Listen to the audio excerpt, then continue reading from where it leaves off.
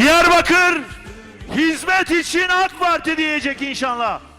Serokkomarê Tirkiye Recep Tayyip Erdoğan di merasimeke li bajarê Enqerê de hevdecê şaredariyên bajarên mezin, 48 berbijêrên Partiya xwe yên şaredariyên parêzgehên Bakurê Kurdistanê û Tirkiye eşkere kirin. Demlilerle yaptığı işbirliği bu kirli oyunun en son sahnesidir. Erdoğan da xaftina xwe ya destpêka merasimê de li ser civîna dawiyê ya CHP û Dem Partiyê û hewlên her du aliyaniyên bo hevangiya hilbijartinên xwecihiyên Sûriyekê adarê, CHP kirarmanco got, biraxistina ferşên sor ji bo dûvîkên qendîlê hevkariya xwe bi eşkere diyar kirine.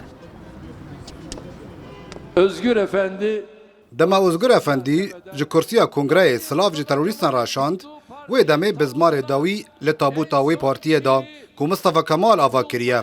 Çawa ku hêzên emperyalîst rêxistinên terorê bi rêve dibin, CHP jî di kontrola wê partiya ku di jêr bandora rêxistina dabeşker de ye û ji aliyê Dem Partiyê ve dîl hatiye girtin. Dem tarafından rehin alınmıştır, esir alınmıştır.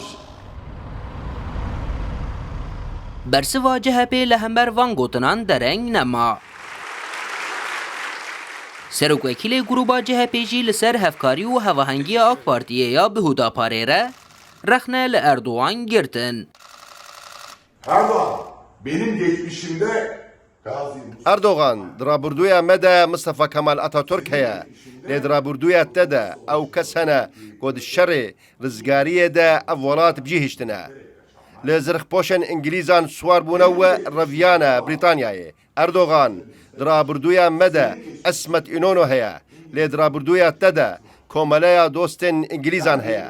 Mane tuyî Erdoğan Yehudapar aniye parlamentoyê ku digot divê ala Türk bibe ala Türkiye.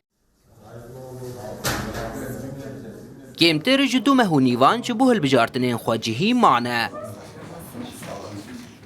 Lê ji niha ve xuyayek ku divan hilbijartinan de jî Dem Partî û Hudapar du kartên sereke ne ku desthilat û pozisyona sereke wan di propagandayên xwe de li dijî hev bikarbînin.